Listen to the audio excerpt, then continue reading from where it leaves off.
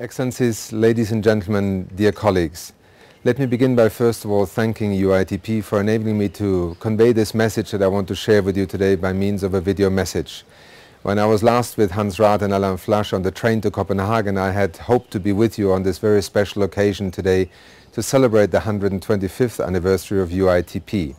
Unfortunately, this was not possible, but I still felt that on behalf of the United Nations Environment Programme, I would like to contribute a brief message and some of our thoughts that accompany both the role that UITP has played and the broader agenda of public transport in the context of mobility in the 21st century.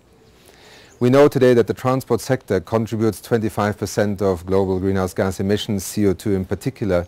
We also know that 70% plus of air pollution is attributable to vehicle emissions.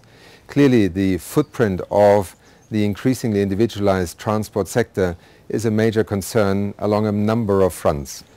The climate change issue and the challenge to move towards a low-carbon economy has brought into focus the role that the transport sector can play both as a major contribution to mobility, but also as a major contributor to a human and ecological footprint that is increasingly troubling and taking us beyond the limits of what this planet can sustain.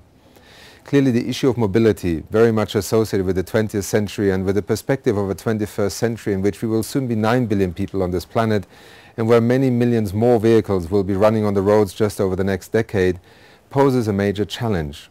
Public transport is self-evidently one of the most efficient and effective ways in which we can assure that people have access to transport, that our economies can thrive through having mobility inbuilt in terms of their infrastructure. But we also have to address this issue from a more differentiated perspective. It is perhaps one of the ironies that many developing countries today still have a far higher proportion of public transport in terms of overall mobility than many developed economies. It is one of the stories of the 20th century that progress and the comfort and the efficiency of mobility were in large part directed towards more individualized transport. It is a trend that countries such as China have also begun to revisit, and I'm very pleased to see that China, along with many other developing countries, have continuously sought to put a new emphasis and a new strategic direction in addressing the challenge of mobility. Public transport is today part of a significant investment plan in many countries. I recently had the pleasure of experiencing in China many of the public transport and railway systems that have been put in place, some of them even as part of the green stimulus package in the context of the financial crisis. In Shanghai, the largest underground railway system, public transport system in a city is currently being completed. Over 100 underground railway stations being built simultaneously, and by 2015 Shanghai will have an underground railway system that will be the largest in the world. The millions of people that every day will have the opportunity to avoid, first of all, investing in a car, then having to stand in traffic jams, clearly is one of the reasons why this investment makes sense. But public transport is also a more efficient way of moving people. And for those of us who live in cities that are today challenged by traffic jams, know that the investment in this infrastructure is vital to, in a sense, maintain the ability of people to move around the city. Even in a city like Nairobi today, with 3 million people, transport is a major issue. Moving across the city can take 20 minutes at night when there are no traffic jams. It can take up to 2.5 hours during the day. Clearly, this is not the way we want our cities and our lives to evolve. The transition towards a green economy has as a central plank in that concept also the notion that investments in public transport are critical. But it is not only public transport in isolation. We have to go back to the fundamental question of how people move in and out of cities and across cities. We have to go into the whole urban planning and spatial planning context in order to enable new transport solutions to be found. One of the challenges of public transport infrastructure development today is that many cities were not conceived to accommodate these kinds of infrastructure investments and plans. Therefore, there are many suboptimal choices being made simply because planning did not anticipate the kind of public mobility needs that we need.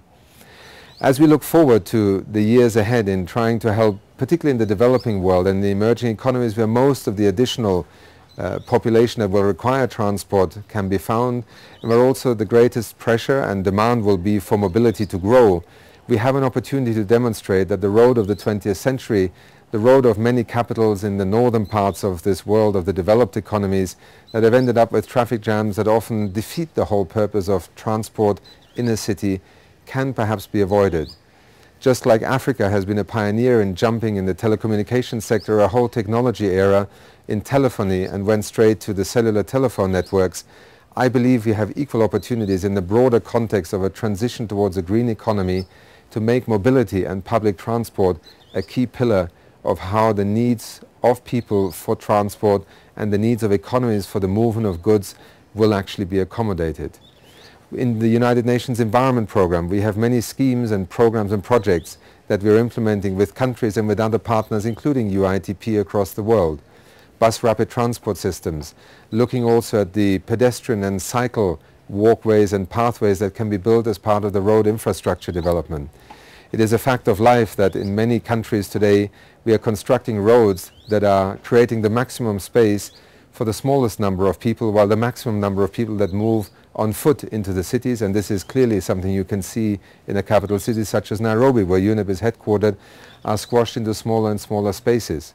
The incentive to try and use other means of transport rather than individualized motor vehicle transport are continuously being eroded, often in the name of development and modernization, but with the consequences that we have often seen in many parts of the world, actually defeating in the long term the original purpose of expanding transport infrastructure. Our partnership with UITP is immensely important to UNEP. It is something that I have discussed with my colleagues in UITP, and it is also the reason why we are renewing our Memorandum of Understanding in the next few weeks. Both the environmental and the social and the economic rationale of promoting public transport is of a central importance to the work of UNEP. The environmental rationale is just one dimension of it. But environmentally sustainable development is as much about the environment in terms of ecology as it is about human well-being and also economic opportunities for development. It is in that context that we hope in the coming years, together with UITP and UNEP, to help the world both appreciate the lessons learned from Jakarta through India, China, to Latin America, where in Cartagena we are currently working with the government of Colombia also on a new scheme, to the experiences of Curitiba, and indeed of cities like London that have also put new measures in place to encourage public transport. The lessons are there. The success stories are there. It is the overall policy context that has to change. It is the incentives that we have to address. It is also the public sector investments that have to be looked at in terms of making public transport the preferred option, both for individual consumers as much as for national infrastructure and macroeconomic development plans. It is on this agenda that I hope we will continue to work together very closely in the coming years, and with many of your partners and members in the UITP network, I believe we have both a foundation and also a network of actors and pioneers that will change the concept of mobility for the 21st century from one that was in some ways naive when it looked at a world with soon 9 billion people moving towards an increasingly individualized mode of transport. Public transport can be clean, it can be efficient, it can be convenient. It is good for people, it is good for economies, it is good for our planet. That is, I think, the message that you have over many years tried to bring to the world, and that in our partnership I hope we can continue to provide practical support to countries to implement. Once again, happy anniversary, and thank you for giving me an opportunity to address you on this occasion today.